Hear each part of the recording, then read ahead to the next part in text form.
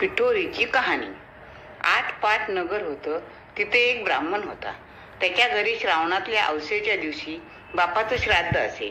इकडे दरवर्षी काय होई, ज्या दिवशी श्राद्ध त्या दिवशी सकाळपासूनच त्याच्या सुनेचं पोट दुखू लागे व ब्राह्मण जेवायला बसण्याच्या वेळेवर बाळंत होऊन पोर मरून जाईल। असं झालं म्हणजे ब्राह्मण तसेच उपाशी जात। असं 6 वर्ष झालं। 7व्या वर्षीही असंच झालं। तेव्हा सासरा रागवला, मेलेलं पोर तिच्या ओटीत घातलं, तिला रानात हाकलून दिलं। पुढे जाता जाता ती एका मोठ्या अरण्यात गेली। तिथं तिला झोटिंगाची बायको भेटली। ती म्हणाली, बाई बाई, तू कोणाची कोण? इथं येण्याचं कारण काय? आलीस तशी लवकर जा, नाहीतर माझा नवरा येईल आणि तुला मारून खाऊन टाकेन। तेव्हा ब्राह्मणाची सून म्हणाली, तेवढ्याकरिताच मी इथं आले आहे। तशी झोटिंगाची बायको म्हणाली, बाई बाई, तू इतकी जीवावर उदार का? मी एका ब्राह्मणाची सून। दरवर्षी मी श्रावणी अवसेच्या दिवशी बाळंत होई व मूल मरून जाईल। त्याच दिवशी आमच्या घरी माझ्या आजे सासऱ्यांचं श्राद्ध असे। माझं असं झालं म्हणजे श्राद्धाला आलेले ब्राह्मण उपाशी जात। अशी माझी 6 बाळंतपणे झाली।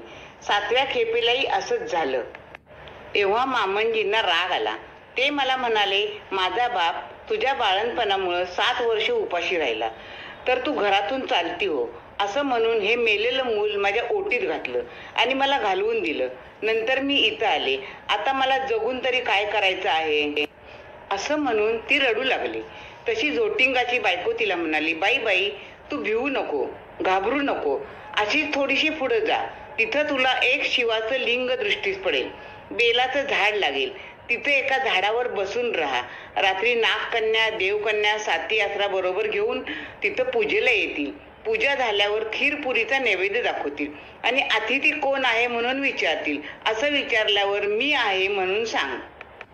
त्या तुला पाहतील, कोण कुठची म्हणून चौकशी करतील। तेव्हा तू सगळी हकीकत त्यांना सांग। ब्राह्मणाच्या सुनेनं बर म्हटलं। तिथून उठली, पुढे गेली। तो एक बेलाचं झाड लागलं, तिथंच उभी राहिली। इकडे तिकडे पाहू लागली, तो जवळच एक शिवलिंग दृष्टीस पडलं। तशी ती शेजारच्या झाडावर बसून राहिली। इतक्यात रात्र झाली। तशा देवकन्या, नागकन्या, आसरांच्या स्वाऱ्या सुद्धा आला। त्यांनी शिवलिंगाची पूजा केली, नैवेद्य दाखवला आणि अतिथी कोण आहे म्हणून विचारलं। त्याबरोबर ती खाली उतरली, मी आहे म्हणून म्हणाली। तेव्हा सगळ्यांनी मागं पाहिलं। त्यांना आश्चर्य वाटलं। तिची कोण कुठली म्हणून चौकशी केली।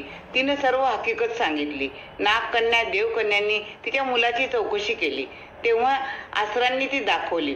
पुढं त्यांनी तिच्या 7 मुलांना जिवंत केलं आणि तिच्या हवाली केलं। पुढं तिला हे व्रत सांगितलं।